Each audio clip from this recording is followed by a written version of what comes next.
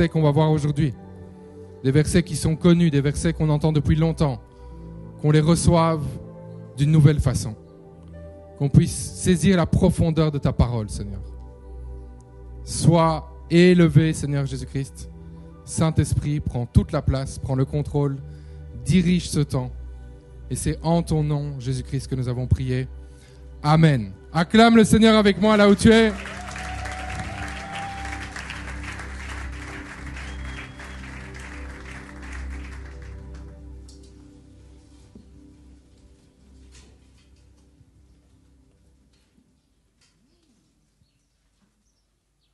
Bonjour tout le monde. Non, sérieux, vous êtes fatigués ou quoi? Plus fort que ça, bonjour tout le monde. Ah, on aime ça. Donc, on est dans notre série sur les relations. Donc, aujourd'hui, comme vous l'avez pu le voir, on va parler de l'amour dans l'Église. Peut-on trouver l'amour dans l'Église? Alors, quand on pose cette question, je pense qu'on peut déjà se demander c'est quoi l'amour, hein. On peut se poser la question, c'est quoi l'amour? Donc, on va regarder ensemble le mot amour dans la Bible. Alors, Frédéric, tu vas un peu nous parler de ça dans l'Ancien Testament, c'est ça? Oui, on va commencer avec l'Ancien Testament. Bon, l'idée, ici, c'est l'Église. Donc, on veut regarder à ce que dit la Bible. On ne veut pas juste se dire, c'est quoi l'amour? Qu'est-ce que toi t'en penses? Qu'est-ce que moi j'en pense? On veut regarder à ce que nous dit la parole de Dieu. Pour bien comprendre, on va regarder au mot amour. Comme vous savez, la Bible, ça n'a pas été écrit en français. Si vous pensiez ça? Non. Ça n'a pas été écrit en français. On va regarder à l'Ancien Testament pour commencer, puis après on va regarder dans le Nouveau Testament. Donc dans l'Ancien Testament, le mot le plus répandu pour désigner l'amour, c'est l'amour vraiment sous toutes ses formes, c'est le mot Aeb. Alors là, je ne garantis pas la prononciation. Okay? Moi, je ne pense pas qu'il disait Aeb, je ne pense pas du tout, mais bon, c'est A-H-E-B. Et c'est un mot qui est autant utilisé pour l'amour divin que pour l'amour humain. Donc c'est vraiment un sens qui est très général. C'est vraiment l'expression d'un amour qui est vraiment profond. C'est l'amour le plus pur, le mot Aeb. Et dans un sens non religieux, c'est un mot qui est aussi utilisé pour parler de l'attirance entre un homme et une femme. Et j'insiste pour dire que c'est vraiment un mot qui est utilisé pour un sentiment pur. On ne parle pas ici d'attraction sexuelle. C'est un mot qui est désigné aussi, on l'emploie pour employer l'amour, une forme vraiment profonde, rien à voir avec le sexe, que ça soit un couple, que ça soit d'autres relations, c'est toujours une forme très très pure d'amour. Donc dans l'Ancien Testament, l'amour peut être décrit comme étant plusieurs choses. D'abord comme une force intérieure. Si tu prends des notes, si tu veux aller revoir par la suite, tu peux regarder Deutéronome 6, verset 5. C'est aussi l'amour qui pousse à accomplir ce qui fait plaisir. Ça, tu vas voir si tu prends des notes encore dans Proverbe 20, 13. Et aussi à pouvoir obtenir l'objet du désir. Si tu prends des notes toujours, Genèse 27, 4. C'est aussi dans le cas de personnes entre elles. On peut aussi employer ce mot-là. Par exemple, quand quelqu'un va se sacrifier pour le bien de l'être aimé. C'est aussi ce mot-là qu'on utilise. Là, c'est dans Lévitique 19, verset 18. Ou à assurer une autre personne d'une constante loyauté. Ça, c'est dans 1 Samuel 20, versets 17 à 42. Ça, c'était l'Ancien Testament. Nadine, ça se passe comment dans le Nouveau Testament? Donc, dans le Nouveau Testament, le mot grec le plus courant pour exprimer l'amour, c'est sur toutes ses formes, en fait, c'est l'agapé. Alors, agapé, je pense que c'est un mot qu'on utilise souvent entre chrétiens, c'est l'agapé, etc. Donc, il faut savoir que c'est un mot qui est peu fréquent en grec classique. Il exprime donc une forme d'amour rare et élevée de quelqu'un qu'on considère comme étant vraiment précieux. Là, tu parlais en fait d'amour pur. En fait, c'est ça, c'est un amour extrême et précieux. Il y a aussi le mot grec philéo qui est utilisé pour désigner une affection personnelle. Donc là, philéo, c'est plus entre amis, par exemple, j'aime un ami, etc. Donc là, on peut aussi aller voir, pour ceux qui prennent des notes, il y en a qui ne prennent pas de notes. Je juge personne. Hein. Dans Jean 11, verset 3, on peut aller voir justement cette expression d'amour entre amis. Donc l'amour a beaucoup de définitions. Si tu vas voir, tu fais des recherches, tu vas voir, il y a tellement de définitions. Bon, moi je vais en donner une ici. Je ne suis pas en train de dire que c'est la meilleure, mais c'est la nôtre. L'amour désigne un sentiment intense d'affection et d'attachement envers quelqu'un qui pousse ceux qui le ressentent à rechercher une proximité physique, intellectuelle, avec la personne aimée. Donc ce qu'on va faire aujourd'hui, c'est qu'on va commencer par parler de l'amour dans l'Église. Ensuite, on va parler de l'amour de Dieu. Et ensuite, on va terminer avec l'amour dans les relations amoureuses. Et c'est là qu'il y a beaucoup d'intérêt en général. C'est quand on parle des relations amoureuses. Hein. On l'a vu la semaine passée. Hein. Ça, c'était vraiment chaud là, quand on a commencé à parler de ça. Donc c'est ça. Donc quand on parle d'amour dans l'Église, on peut se poser la question de quelle forme ça pourrait prendre. Donc on a les relations d'amitié, on a bien évidemment les relations amoureuses, mais aussi on a les relations, je dirais, familiales en Christ. Ce que je veux dire par là, c'est que bon, tu peux avoir dans l'Église quelqu'un qui est plus âgé que toi et que tu considères pas forcément comme un ami, mais tu as une relation envers cette personne de frère et sœur en Christ. Mais alors quand on voit les différentes formes justement qu'on peut retrouver dans l'Église, la question qu'on pourrait se poser, c'est comment est-ce qu'on peut vivre tout simplement cet amour dans l'Église? Comment est-ce qu'on peut reconnaître que non, en fait, il y a de l'amour dans l'Église?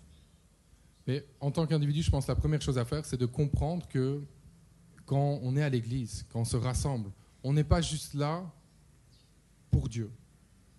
C'est pas juste une relation qui est verticale, moi et Dieu.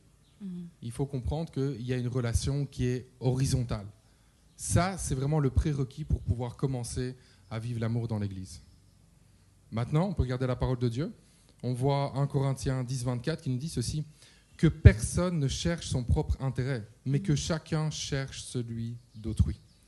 Donc, l'amour à l'Église, il commence à se vivre au moment où on ne vient pas à l'Église pour être des consommateurs. On vient consommer. C'est tout à propos de nous. Qu'est-ce que je peux prendre pour moi, pour ma personne? L'amour commence quand on comprend qu'on est à l'Église pour être des contributeurs. Quand on vient pour commencer à servir. Quand on n'est pas à l'Église pour se servir. Ça, c'est vraiment important. Amen. Donc, Nadine, c'est quoi le genre d'attitude qui n'est pas compatible avec l'amour à l'Église? Bon, je pourrais dire l'égoïsme, venir à l'église, comme tu l'as dit, en tant que consommateur, se dire c'est juste à propos de toi et jamais se dire qu'en fait, finalement, tu pourrais contribuer à la vie de quelqu'un d'autre, tu pourrais apporter quelque chose dans la vie de quelqu'un. Et aussi le légalisme, donc là j'insiste, c'est quelque chose qu'on connaît pas mal dans l'église, c'est on doit en parler. Donc, mais je pense que toi, tu vas définir ça pour nous, le légalisme. Le légalisme, c'est un gros dossier, hein. C'est un gros dossier. Est-ce que quelqu'un connaît ce mot, le légalisme? Quelqu'un connaît ça? Non, mais est-ce que vous dormez tous ou... Je sais pas, normalement, vous êtes un peu chaud, mais... Le légalisme, ça dit quelque chose à quelqu'un? Oui? Bon, ok. Qui a déjà souffert de ça dans l'église? Le légalisme. Je suis tout seul? Ça va prendre une définition. Ok, c'est que vous n'êtes pas encore convaincu de ce que ça veut dire le légalisme. Ok, c'est bon, pas de problème. Donc, en fait, les légalistes, qu'est-ce qu'ils pensent? En fait, eux, ils pensent que le salut et la maturité spirituelle, ça passe uniquement par le respect scrupuleux de plein de règles qui sont écrites dans la Bible. Et parfois même, ce qu'ils vont faire, c'est qu'ils vont ajouter des choses de leur propre culture. Alors là, les yeux s'ouvrent. Et là, tout le monde lève la main. J'ai été victime déjà de légalisme dans l'Église. Donc, le légalisme, pour faire simple, c'est vraiment le contraire de la grâce. Pourtant, la Bible est claire sur le fait qu'on est sauvé par la foi. Amen. On n'est pas sauvé par nos œuvres. Éphésiens 2, 8, 9. Car c'est par grâce que vous êtes sauvés, par le moyen de la foi. Cela ne vient pas de vous, c'est un don de Dieu. Ce n'est pas le fruit d'œuvres que vous auriez accompli. Personne n'a donc de raison de se vanter. Et le légaliste, c'est un drôle de personnage. Parce que lui, il croit que c'est en respectant plein de lois, plein de règles que Dieu va l'aimer, qu'il va être sauvé. Il croit que c'est ça qui va faire la joie de Dieu. Et le problème du légaliste, c'est que il passe la plupart de son temps à juger tout le monde. Il juge les autres. Alors, c'est un champion du jugement, le légaliste. Il faut faire attention, parce qu'on a tous un petit côté légaliste. Faire attention. C'est pas juste les autres. Ah, nous, on est parfaits, puis les autres, c'est tous des légalistes. Non. Il faut qu'on fasse attention. Le légaliste, qu'est-ce qu'il fait? Il te regarde. Il te scanne. Et là, il trouve plein de trucs à dire sur toi. Il y a plein de trucs qu'il a à dire. Premièrement, tes vêtements. Regarde comment tu es habillé à l'église. Si tu es habillé comme ça, ça montre bien que tu n'as pas de relation avec Dieu. Désolé. Tu ne peux pas venir à l'église en basket. Ça montre bien que tu n'es pas sauvé. Désolé. Après, quand il a fini de scanner tes vêtements, il regarde à ta coiffure. Ah ben oui. Parce que s'il n'y a rien à trouver dans tes vêtements, il va certainement trouver quelque chose sur ta tête. Et il scanne, et il scanne.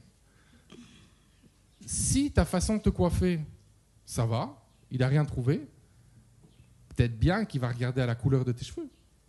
Ah, oui. Cette couleur-là, ce n'est pas chrétien. Ce n'est pas chrétien, cette couleur-là.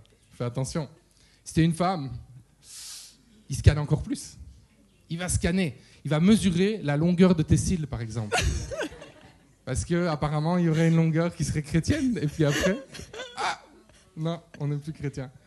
Il va regarder aussi à tes ongles. Attention. Les ongles, il y a une longueur aussi. Il y a une couleur aussi sur les ongles qui est tolérée. Ton maquillage aussi. Le légaliste aura quelque chose à dire aussi sur ton maquillage. Et aussi sur les bijoux que tu portes. Bon, ça c'est un autre problème. On ne va pas ouvrir le débat maintenant. Mais le légaliste continue. C'est pas juste à ton apparence physique. Il va regarder un petit peu ta vie, qui va scanner aussi. Parce que le légaliste pense que lui est parfait. Et tous les autres sont dans l'erreur. Alors il va continuer. Il va regarder. Est-ce que tu regardes le cinéma? Tu regardes des films? Ah mais ça c'est pas chrétien. Ah ben non, tu peux pas regarder des films. Si tu regardes un film, c'est juste un film chrétien. Là il faut qu'on m'explique aussi. Ça veut dire quoi un film chrétien? Le légaliste, il va s'attarder et il va scanner ta playlist. T'écoutes quoi comme chanson? Ok? Est-ce que c'est vraiment des chansons qui honorent Dieu? Parce que sinon, c'est bien un signe que tu n'es pas sauvé. Ça, c'est le légaliste. Tout est à propos de juger. Et en fait, ça fait mal. C'est vraiment quelque chose qui fait mal et qui fait, malheureusement, on rigole, mais ça fait beaucoup de dégâts dans l'Église.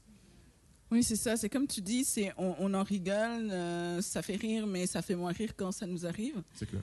Et aussi, c'est triste en fait de penser comme ça, parce que j'aimais bien quand tu disais, en fait, souvent on pointe du doigt quelqu'un d'autre en se disant, mais cette personne est légaliste, mais si on regarde un peu, on a tous certains critères, certaines choses qu'on considère qu'on ne devrait pas faire, etc. Alors parfois c'est vrai, mais c'est comment on l'exprime en fait qui est un problème. Et aussi, lorsque justement on se repose là-dessus, on a juste une liste de choses qu'on ne peut pas faire, en fait, des choses que voilà, si on ne fait pas ça, forcément on ira au ciel. Donc on a toute une liste. Donc c'est au lieu de se dire les choses positives qu'on va faire en tant que chrétien, en tant qu'enfant de Dieu, en fait, on va se dire ok, j'ai une liste. Si je veux être sauvé, je ne vais pas fumer, je ne vais pas boire d'alcool, je ne vais pas écouter de la musique dite mondaine, je ne vais pas aller en boîte de nuit. Je ne vais pas faire toutes ces choses-là. En fait, de ne pas faire toutes ces choses-là, c'est ça qui va te sauver. Or, en fait, c'est pas du tout ça, en fait. Hein. Non, c'est ça. Ce sont des choses, oui, c'est bien. C'est sûr, en tant que chrétien, ce pas des choses qu'on va faire. Mais c'est pas ça qui sauve. C'est ça. Parce que sinon, ça fait peser un lourd fardeau aussi. On se dit que, imaginez, en une journée, on peut perdre notre salut 5 fois. Oh, en fonction de ce qu'on fait. Ah, ben là, je suis rentré dans un taxi, il y avait de la musique qui glorifiait pas Dieu, quoi, je suis pas sauvé, alors du coup j'ai perdu mon salut à ce moment-là. Ah, j'ai craqué là, j'étais nerveux, j'ai une crise de colère. Est-ce que j'ai perdu mon salut à ce moment-là? Mais non, en fait, c'est pas du tout ça. Et le problème du légalisme, c'est que c'est juste à propos de lois, de règles, et en fait, ça fait peser un lourd fardeau sur les gens. Et si tu scannes la vie des gens qui sont les plus légalistes, qui sont les plus durs, qui paraissent parfaits à l'extérieur, mais à l'intérieur, il y a souvent beaucoup de dégâts. Il y a beaucoup de blessures qu'eux-mêmes ont pu subir. Et en anglais, on dit hurt people, hurt people. Les gens blessés blessent. Et souvent, c'est ça qui se passe, malheureusement. Donc, on a compris, le légaliste, lui, il va définir son salut et sa spiritualité sur base de règles à respecter. Mais ce qui est intéressant, c'est que quand on voit la Bible, on voit ici un super bel exemple. Il y a un spécialiste de la loi, on pourrait dire un légaliste, qui a demandé à Jésus quelle était la règle la plus importante. Et Jésus, il n'a pas répondu « Voici comment tu dois t'habiller. Voici la musique que tu dois écouter. Voici le maquillage que tu dois porter. » Ce n'est pas ça que Jésus a dit. Il a dit ceci, Marc 12, versets 29 à 31. Là, c'est la sagesse de Dieu à l'état pur. Jésus répondit, « Voici le commandement le plus important. Écoute Israël, le Seigneur est notre Dieu. Il est le seul Dieu. Tu aimeras donc le Seigneur. » On parle d'amour ici. « Tu aimeras donc le Seigneur ton Dieu de tout ton cœur, de toute ton âme, de toute ta pensée et de toute ton énergie. Et voici celui qui vient en second rang. Tu aimeras, on parle encore d'amour ici, ton prochain comme toi-même. Il n'y a pas de commandement plus important que cela. » On peut acclamer le Seigneur, on peut acclamer sa parole.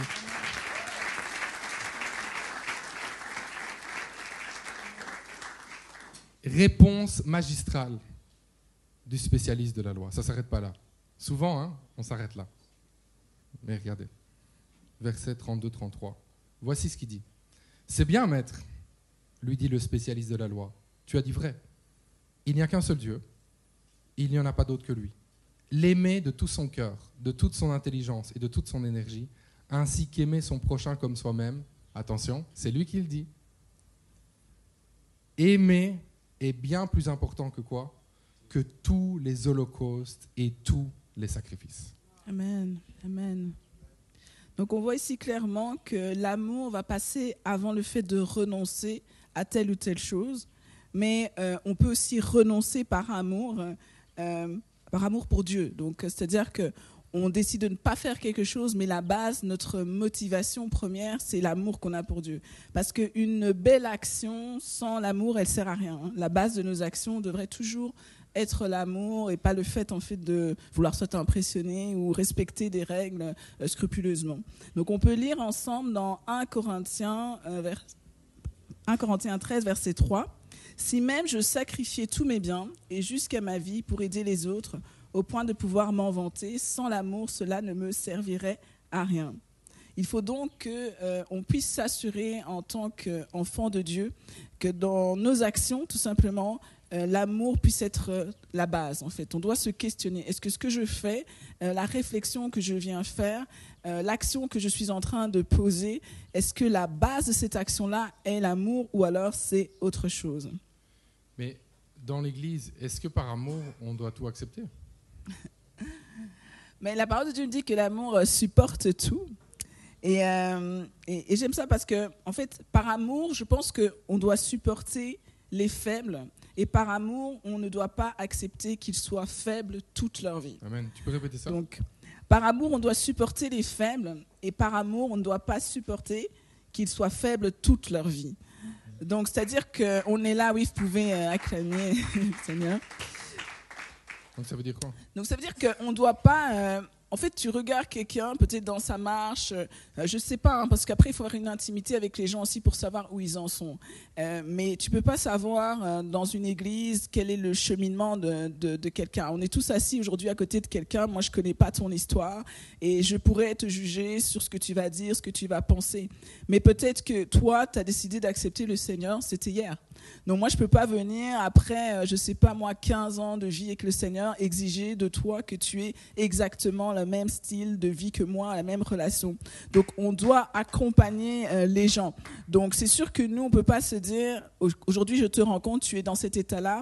Mon désir pour moi, c'est que peut-être dans 5 ans, évidemment, tu sois ailleurs. Mais je ne peux pas m'attendre qu'en 1 minute, en fait, il y ait 5 ans ou 15 ans de vie chrétienne que tu as comme ça directement. Donc c'est un peu ça. Donc aussi, dans l'amour, en fait, je voulais vraiment apporter ce point. de supporter donc les faibles et de pas condamner les gens. Notre tendance, c'est vraiment de le faire. On peut condamner, je dirais, les agissements des gens, mais on doit toujours avoir un climat dans lequel les gens sont capables d'exprimer en fait tout simplement leur lutte et leurs difficultés. Et le meilleur climat pour que les gens parlent, c'est un climat de non-jugement. Pourquoi ? Parce que cette personne va se dire, ok, en fait, les autres ne sont pas parfaits, moi non plus. Je vais pouvoir venir avec ce que je vis, ce qui est ma lutte, et quelqu'un va pouvoir m'aider. Parce que si je suis dans un climat où tout le monde fait semblant d'être parfait, etc., au contraire, je vais le garder pour moi. Parce que je n'ai pas envie d'être différente des autres. Je n'ai pas envie de venir avec des choses, on va me dire, mais tu n'es pas assez chrétien, etc. Et lorsque l'on a ce courage de parler de ces luttes, de ces difficultés, effectivement, on peut à ce moment-là être accompagné. On peut être accompagné parce que si je ne sais pas quelle est ta lutte, je ne peux pas t'accompagner. Si tu m'exprimes, je peux t'aider. Et lorsque justement on partage des difficultés qu'on vit, on devient un peu... Il y a quand même quelqu'un qui peut regarder à ta vie puis t'aider. Tu autorises à l'autre, en fait, de pouvoir t'accompagner. Donc, il ne faut vraiment pas hésiter quand on a des luttes. Moi, je vais le répéter ici. Avoir des luttes, c'est normal. On vit dans notre chair. La chose, c'est de ne pas s'isoler avec ça. C'est d'aller chercher quelqu'un qui est mature dans la foi. Ce n'est pas toujours forcément ton pasteur. C'est peut-être un ami à l'église ou quoi. Quelqu'un qui peut t'accompagner et partager. Parce que je pense que Dieu t'aime d'un tel amour qu'il ne veut pas que tu restes dans ton état actuel. Amen. Donc, on peut lire dans Romains 14, versets 1 à 4, ceci. « Accueillez celui qui est mal affermi dans la foi, sans contester sans cesse ses opinions. Ainsi, la foi de l'un le conduit à manger de tout. L'autre qui est mal affermi dans la foi ne mange que des légumes. Que celui qui mange de tout ne méprise pas celui qui ne fait pas comme lui, et que celui qui ne mange pas de viande ne condamne pas celui qui en mange, car Dieu lui a fait bon accueil. Qui es-tu, toi, pour juger le serviteur d'un autre ?» Amen. Amen. Donc, on va faire attention à ne pas juger les gens. C'est vraiment important. Et comme je disais, on a tous ce petit côté légaliste. Donc, il n'y a personne ici qui peut dire « Ah, mais moi, de toute façon, je ne juge pas. » Non. Réfléchis, même maintenant, réfléchis. C'est quoi les choses où tu supportes tellement pas ça? Et dès que tu vois ça dans l'église, tu ne peux pas t'en empêcher. C'est que tu vas dénoncer ça, mais ça sort mal. Ça peut être vraiment méchant et blessant. Pense que chaque fois qu'il y a une parole que tu vas prononcer, que ce soit à l'église ou en dehors d'ailleurs, pense que l'autre personne, elle a sa vie aussi. Elle a ses luttes. Elle a ses bons jours, mais elle a aussi des jours qui sont moins bons. Et une parole, ça peut vraiment venir détruire quelqu'un. Une seule parole. Imagine, si on prend le cas de l'église, tu as une personne qui vient. Elle, c'est déjà un miracle qu'elle soit là. Toi, tu ne prends pas conscience de ça, mais c'est déjà un miracle. La personne, elle est venue jusqu'à l'église. Si tu connaissais sa vie, si tu savais les luttes qu'elle a, si tu savais même la nuit qu'elle a passée, même avant de venir à l'église, le miracle, c'est qu'elle est là. Pourquoi elle est là? Parce qu'elle veut... Parfois, elle ne sait même pas ce qu'elle veut, en fait. Mais elle sait qu'elle veut autre chose que ce qu'elle est en train de vivre en étant en dehors de l'église. Elle arrive à l'église, puis nous, on lui dit « Hey, t'as vu comment t'es habillé? On ne s'habille pas comme ça à l'église. » Mais la personne, elle ne va plus jamais revenir. Et ce qui est grave, c'est quand on est comme ça, on est coupable de contribuer à chasser les gens de l'église et à les éloigner de Dieu. Et Jésus a dénoncé ça. Il a dénoncé ça. Il voyait les pharisiens, il voyait comment ils étaient à faire peser des lourds fardeaux sur les gens, à faire les messieurs parfaits. Jésus n'aime pas ça. Donc on puisse vraiment se dire, ok, aujourd'hui, on décide de sortir du jugement, peu importe où on est, moi aussi, il faut réfléchir. Quelles sont les choses où c'est trop facile pour nous de venir condamner? Et je ne suis pas en train de dire qu'on justifie tous les comportements dans l'Église, pas du tout. Mais c'est juste qu'il y a une façon d'approcher les gens, il y a une façon de le dire, et on veut se souvenir de ça aujourd'hui. Donc on va passer maintenant à l'amour de Dieu envers nous. n'est-ce pas? Ben oui, parce que Dieu, c'est lui qui nous a aimés le premier. Et on pourrait se poser la question de à quel point Dieu nous aime. Est-ce que tu sais, toi, à quel point Dieu nous aime? Je pense que le seul mot pour définir comment Dieu nous aime, c'est l'infini. Ok. L'infini. L'infini, c'est vrai que c'est pas facile à s'imaginer. T'as déjà essayé de t'imaginer l'infini? Moi, j'avais essayé. Ça marche pas, en fait. Quand on dit que, par exemple, l'univers est infini. Ouais. Je sais pas, il y a un truc, c'est pas facile à comprendre. On voit dans la Bible le fameux verset Jean 3,16 qu'on connaît pour la plupart. Dieu a tant aimé le monde qu'il a donné son Fils, son unique, pour que tous ceux qui placent leur confiance en lui échappent à la perdition et qu'ils aient la vie éternelle. Donc, par amour, il était jusqu'à donner son Fils unique. C'est le plus grand amour, tout simplement. Est-ce que l'amour de Dieu peut être comparable à l'amour qu'une mère porte à ses enfants? L'amour d'une mère, c'est quand même un amour qui est grand. Non, ici, non. Il y a un débat qui s'ouvre. Non, c'est bon. Il y a les noms là-bas. Il y a des noms. Alors, qui dit non? Qui dit oui? Ok, donc il y a un consensus. Là, donc moi, je dirais, l'amour d'une mère est énorme. C'est vrai, hein? Franchement. C'est vrai. Une mère. Même quand on voit dans la nature. Ici, il y a un chat un jour qui a débarqué sur la parcelle. Hein, et on s'est rendu compte que c'était une chatte qui était enceinte. Voilà. Ah, ouais. Puis on voit, en fait, maintenant, les petits sont nés. Il en reste plus qu'un. Ça, une autre histoire. Mais je vais pas raconter tout ce qui s'est passé. Mais il en reste un. Et en fait, cet animal avait... La maman, elle avait vraiment un historique où elle était complètement désorientée. Brisée. Blessée par la vie. Blessée par la vie, c'est vraiment ça.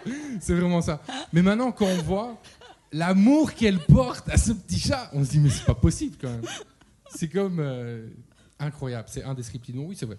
L'amour d'une mère est énorme, mais l'amour de Dieu va au-delà. Amen, l'amour amen. de Dieu amen. va au-delà. Ésaïe 49,15. Une femme oublie-t-elle l'enfant qu'elle nourrit? Cesse-t-elle d'aimer l'enfant qu'elle a conçu? Et même si les mères oubliaient leur enfant, le Seigneur dit, je ne t'oublierai pas. Amen. On peut acclamer le Seigneur ensemble.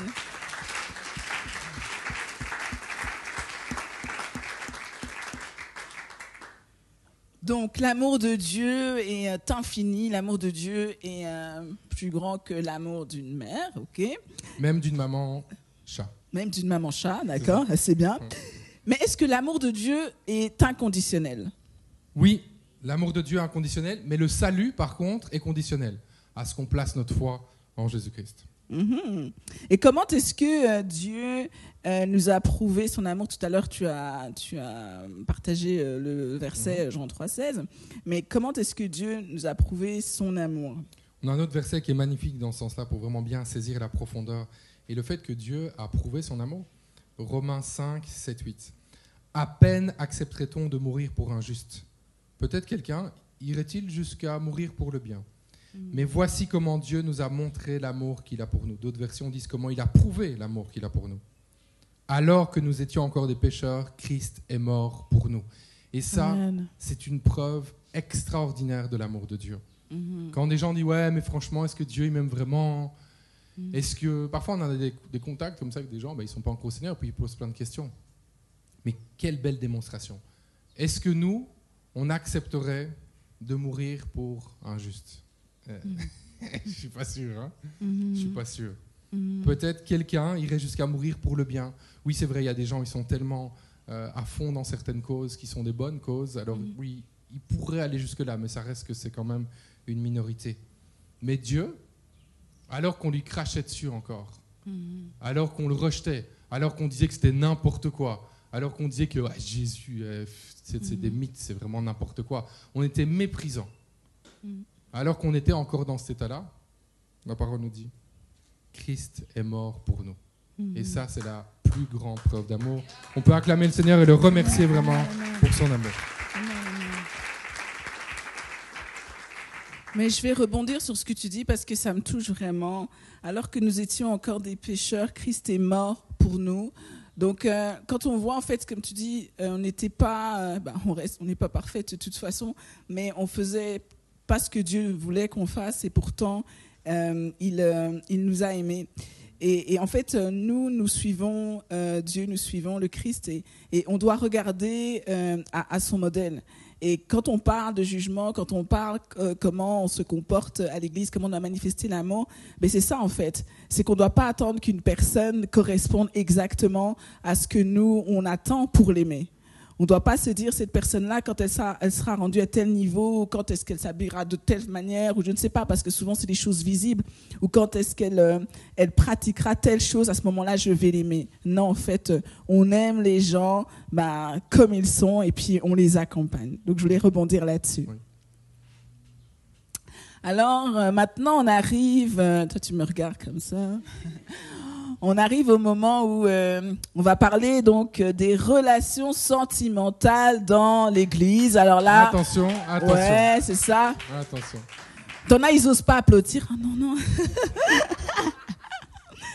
Ouais, c'est ça. La semaine dernière, tu nous as partagé donc quelques pistes pour approcher quelqu'un dans l'église. Oui, c'est ça. Même pour aller jusqu'au mariage. Même pour aller jusqu'au mariage, etc. Donc, on a parlé en fait de cette étape-là avant de déclarer sa flamme, ou je ne sais pas, de fréquenter une personne. Donc aujourd'hui, on aimerait un peu parler de ces personnes qui ont pris la décision de fréquenter quelqu'un, qu'elle soit en fréquentation, fiancée ou mariée. Donc, on aimerait se poser donc cette question, comment vivre cet amour dans les relations sentimentales. Par exemple, on est en fréquentation. Comment est-ce qu'on devrait vivre en tant que chrétien alors qu'on fréquente quelqu'un?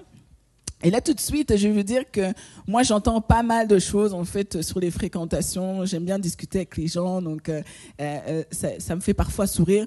Et là, ce que j'entends souvent, c'est « Ah oui, une personne qui est en fréquentation, mais elle a toujours plusieurs options. » Donc, c'est-à-dire que je te fréquente toi, Jacques, mais je fréquente Georges, je fréquente Jean aussi, et puis, bon, Arthur, on ne sait jamais.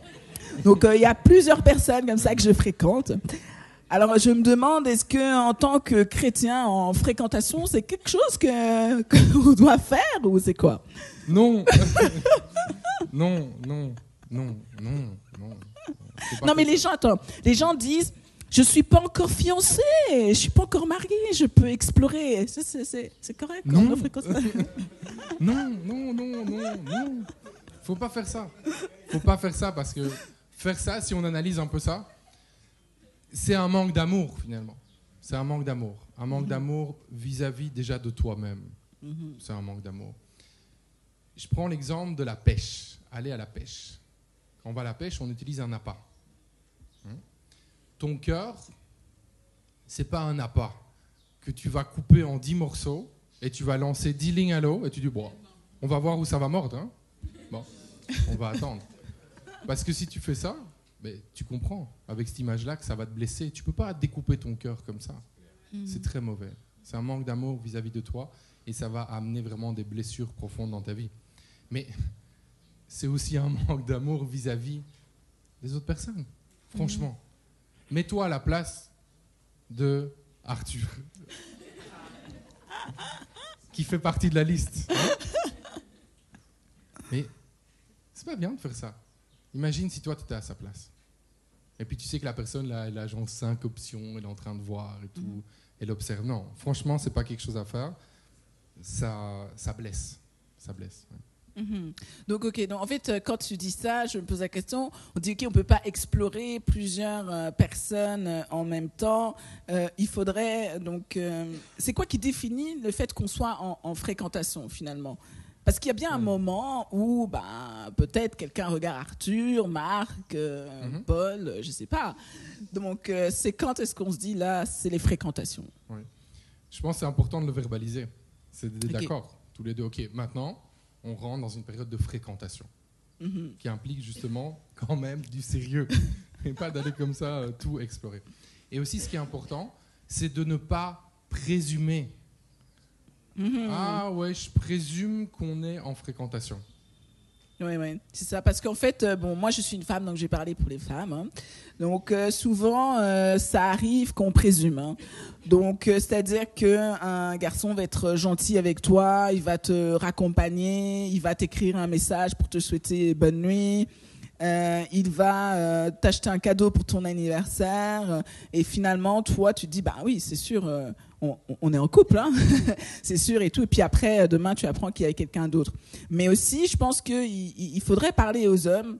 C'est qu'il n'y a rien à faire. Il y a des petits gestes que tu vas faire. Pour toi, tu te dis, bah non, mais c'est juste comme ça, anodin. Mais pour une femme, ça veut dire quelque chose. Ok, te dis pas qu'envoyer un message tous les jours à une femme pour lui demander comment ça va, que c'est tout à fait normal. C'est sûr qu'elle va se demander à un moment, elle peut créer quelque chose, ça peut créer quelque chose, un attachement. Donc il faut faire attention. Si tu n'as pas d'intention par rapport à cette personne-là, bah, évite toutes ces choses-là. Raccompagner, aller la visiter plusieurs fois, lui emmener. Moi, je connais des gens comme ça, hein, genre tu vas toujours lui porter à manger et tout, mais à la fin, la personne elle se dit mais on est en relation. Envoyer un petit message pour souhaiter une douce nuit. Une douce nuit. J'espère qu'aujourd'hui tu t'es bien réveillé, tu vois, ce genre de choses-là. Donc, il faut vraiment faire attention. Mais oui. C'est du vécu là derrière. Hein. On entend que ça s'est passé déjà. Et ça, il faut faire attention parce que c'est vrai, on rigole de ça. Mais après, ça crée des problèmes, surtout vous êtes dans l'église ensemble, puis ça peut créer des tensions, tu vois. La personne peut venir à te détester après alors que toi, t'étais juste, voilà, tu l'aimais juste comme ça. Donc dans la définition qu'on a vue au début, on a parlé d'amour. On parlait d'amour qui pousse à une proximité intellectuelle, qui pousse aussi à une proximité physique. Ce qui m'emmène, Nadine, à te poser la prochaine question, qui n'est pas des moindres. Une personne en fréquentation ou une personne qui est fiancée a-t-elle des limites dans la façon d'exprimer son amour ? Qu'est-ce que vous pensez ? Vous me regardez, genre Mais oui, il y a des limites. Quand on est en fréquentation, qu'on est fiancé, on ne va pas aller dans les rapports sexuels. Donc, il y a des limites là-dedans parce que la parole de Dieu nous encourage justement à nous préserver. Donc ça, ce sont les limites. Mais je voudrais, alors que je dis ça, je voudrais dire que c'est pas parce que tu as enfreint ce commandement de Dieu que aujourd'hui tu n'es pas digne de te tenir dans sa présence ou que Dieu te rejette ou que tu peux pas rebâtir quelque chose, que tu peux pas être dans un mariage, parce que parfois on a tendance à dire oui, tu tombes là-dedans et puis c'est comme si t'es disqualifié. T'es disqualifié. Non, en fait ça c'est ce que Dieu veut pour toi. Après il y a une restauration qui peut prendre place et Dieu ne te condamne pas si tu reviens vers lui puis tu te repens de ton péché. Amen. Oui, on peut acclamer notre Dieu, oui, qui est bon et fidèle. Alors, donc oui, c'est ça, se préserver sexuellement. Alors bon, la sexualité, ça englobe plein de choses. Donc, quelqu'un pourrait se demander, oui, mais c'est quoi la limite en tant que fiancé ou en fréquentation ? C'est quoi ? Bon, la limite. Comment est-ce qu'on pourrait donner ça en une phrase qui va être vraiment claire ? Je dirais tout ce qui fait que tu vas donner accès à ton corps. Voilà. Et je recommanderais pas de se dire bon, on va aller dans la chambre pour prier. On va vraiment approfondir la Bible ensemble. C'est un peu dangereux, hein ? C'est un peu dangereux. Alors, je dis pas que c'est impossible, mais presque. Parce que l'exploration risque de passer de la Bible à d'autres choses. Donc, ouais, franchement, je recommanderais pas ça du tout. Non, c'est vraiment bien ce que tu dis. Puis ça me fait repenser la définition de l'amour qui disait que finalement l'amour, ça nous poussait à un rapprochement intellectuel et physique. Et en fait, lire la Bible ensemble, ça rapproche. Hein. Donc effectivement, ce que tu dis, parce que parfois il y a des gens qui sont comme, ils se mettent en mode très très spirituel. Allez-y, ouais, c'est ça, on va prier ensemble. Oui, moi et tout, la fille, on va prier. Mais en fait, tu crées une certaine intimité. Parce que lorsque tu pries, évidemment, tu fais monter vers Dieu peut-être tes inquiétudes, etc. Tu partages avec la personne et ça crée une certaine connexion que tu as envie de poursuivre après. Or, tu ne peux pas attendre d'être marié. Amen. Donc, on a parlé des gens qui sont en fréquentation, des gens qui pourraient être fiancés, mais des personnes qui sont mariées ici. Qu'est-ce qu'on pourrait se dire? Que dit la Bible justement par rapport à l'amour qu'on peut se porter dans le cadre du mariage? Bon, il y en a qui sont mariés certainement ici, mais puis il y en a qui vont aussi se marier. Donc ce sera intéressant de parler de ça. On sait que la parole de Dieu encourage les hommes à aimer leurs femmes et j'aimerais beaucoup qu'on parle de cet aspect-là parce qu'on sait la suite, la femme doit être soumise et tout ça. Ça, les hommes aiment beaucoup, hein, la soumission des femmes et tout. Mais je dois vous dire que la soumission des femmes, la base même, c'est l'amour. Donc, on peut être soumise parce qu'on aime. Donc, Amen. Je pense que c'est important de comprendre ce que la Bible dit parce qu'il ne faut pas s'arrêter à « Femmes, soyez soumises à vos maris ». C'est comme s'il y a certaines personnes, en matière de relations, hommes-femmes, c'est comme s'il y avait juste ce verset. Voilà, la Bible a parlé, c'est terminé. Non. Éphésiens 5, 25. Marie, aimez votre femme comme Christ a aimé l'Église. Il s'est donné lui-même pour elle. Et ça, c'est pas n'importe quel amour. Hein. C'est pas n'importe quel amour. En fait, un homme doit aimer sa femme, pas les femmes. Ça, c'est important. Ok ? Il aime sa femme. Et c'est important de cultiver une relation, vraiment. Et on cultive notre relation en priant ensemble, oui, mais en faisant plein d'autres choses ensemble. C'est pas juste la prière. Et c'est important de garder un équilibre. Femmes, soyez soumises, point. C'est pas biblique. C'est pas biblique. C'est pas biblique. Parce qu'en fait, il faut comprendre la Bible. Il faut pas juste... En fait, voilà, c'est un peu hard ce que je veux dire peut-être, mais ne soyons pas des écervelés. Voilà. Ne soyons pas des idiots. Je parle aux hommes. Ne soyons pas des idiots. Parce que si on prend juste un verset, qu'on le sort du contexte et qu'on veut l'utiliser pour contraindre quelqu'un à faire quelque chose, dominer une autre personne et la servir, eh bien, c'est tellement rien à voir avec ce que Dieu veut. Donc ça, on doit le comprendre en tant qu'homme. On n'est pas là pour dénigrer notre femme. On n'est pas là pour lui manquer de respect. En public, mais en privé aussi. Il faut vraiment aimer notre femme. Et aimer notre femme, on sait que la Bible nous dit que la femme, c'est l'aide de l'homme encore là. Encore là. Je m'adresse aux hommes. Et les femmes, ça va les intéresser d'entendre aussi. Mais l'aide, ça ne veut pas dire que c'est l'esclave. Ça ne veut pas dire que fais tout ce que je te dis. T'es mon aide, regarde ce qu'il y a dans la Bible. C'est comme si, cette compréhension-là, la femme n'existe que pour être l'esclave d'un homme. Mais ce n'est pas ça la pensée de Dieu.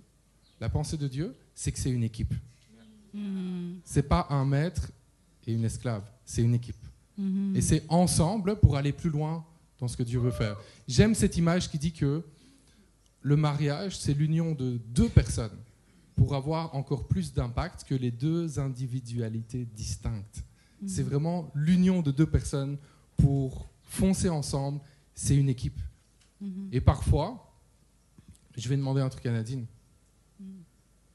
Parfois, elle va dire non. Et puis après, elle change d'avis. Elle dit oui. Et parfois, c'est l'inverse. Tu vas me demander quelque chose. Puis je dis ah non. Et puis je vais. Non, tu dis souvent oui. Ouais, tu es vraiment un bon serviteur. Je dois le dire. Mais... Il faut savoir que moi, je viens de loin. Je viens de très loin. Donc, je dis de plus en plus souvent oui. C'est ça. Donc, c'est une équipe. On est ensemble. C'est l'image d'une équipe de foot. C'est la même chose. Tu peux avoir des super individualités, mais s'ils ne savent pas jouer ensemble, ils ne vont pas gagner de match. C'est la même chose. Donc, le mariage, c'est une équipe. On retient ça. Donc, Fred, bon, je sais pas, juste, on parlait d'amour, les hommes doivent aimer leurs femmes, on disait pas les dénigrer en public, etc. Est-ce que il y a un conseil, tu me regardes, il y a un conseil qu'on peut donner à un homme, un jeune homme qui se dit, ben, comment aimer justement sa femme? C'est quoi qu'on pourrait faire? C'est quoi dans le concret qu'on pourrait faire pour qu'une femme se sente aimée?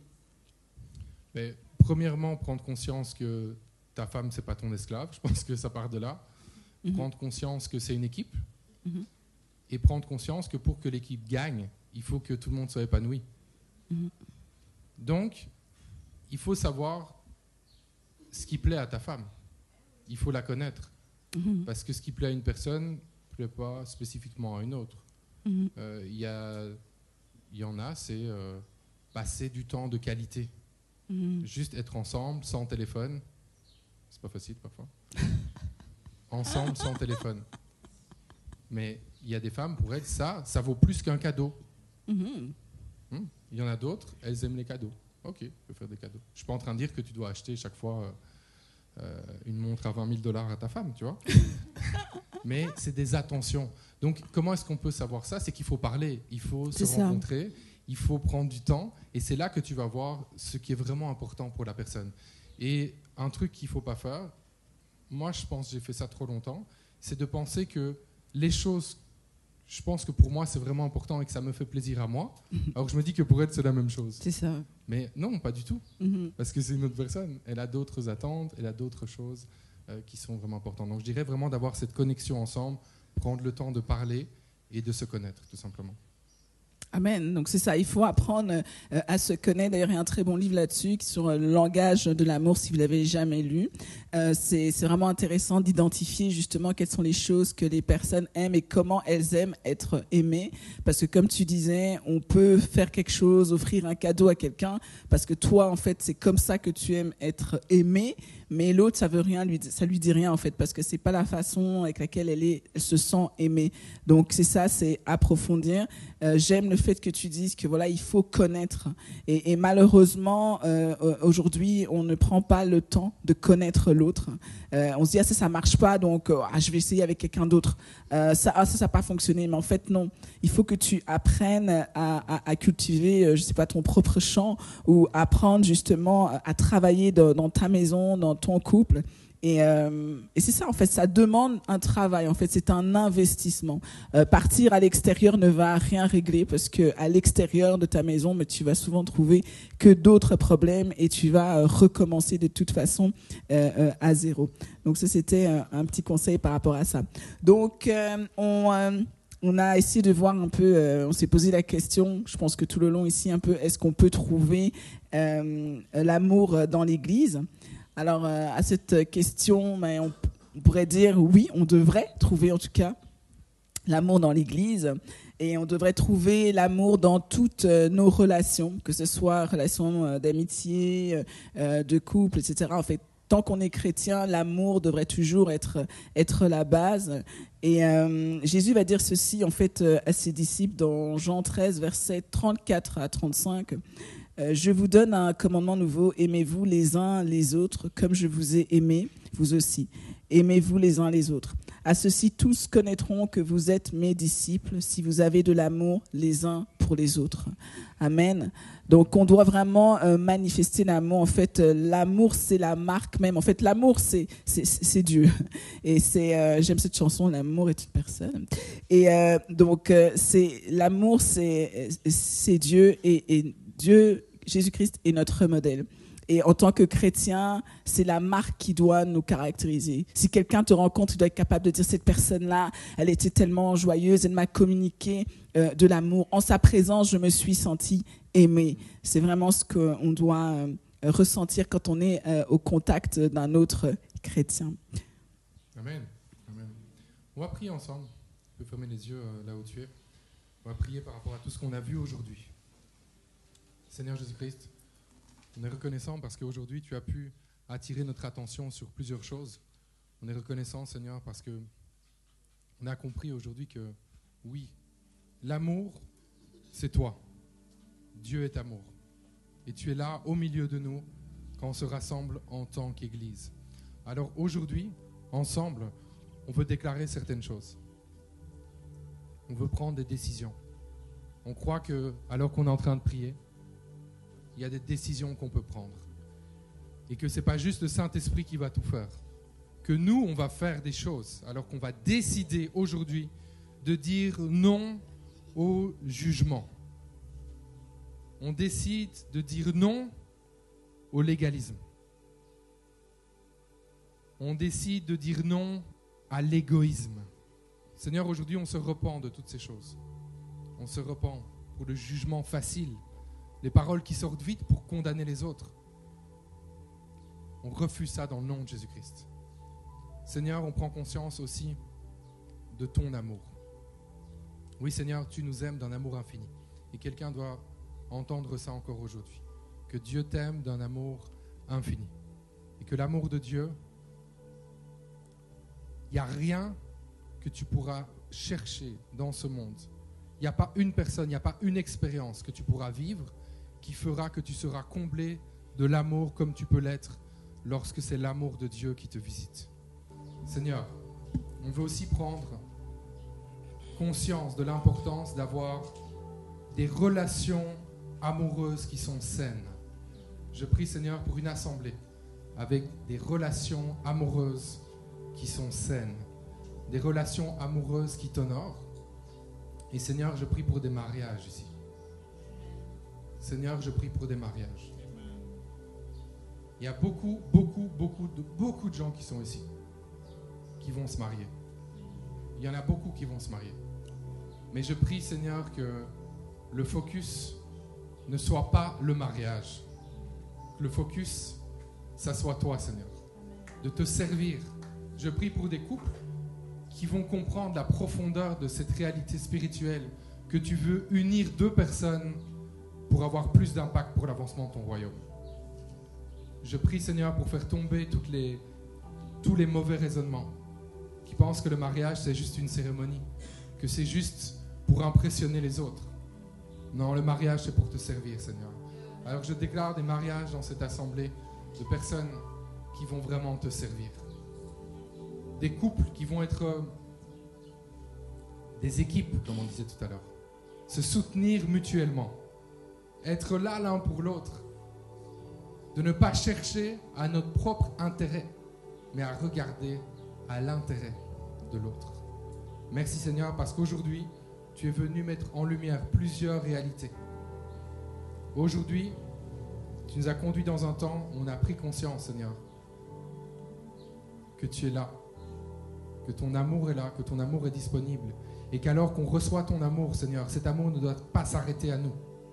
On reçoit l'amour de Dieu, mais ensuite, on a cette responsabilité de le répandre partout, dans toutes nos relations. Et c'est la décision qu'on prend ensemble aujourd'hui. Merci Seigneur pour ta présence. Et c'est en ton nom, Jésus-Christ, qu'on a prié.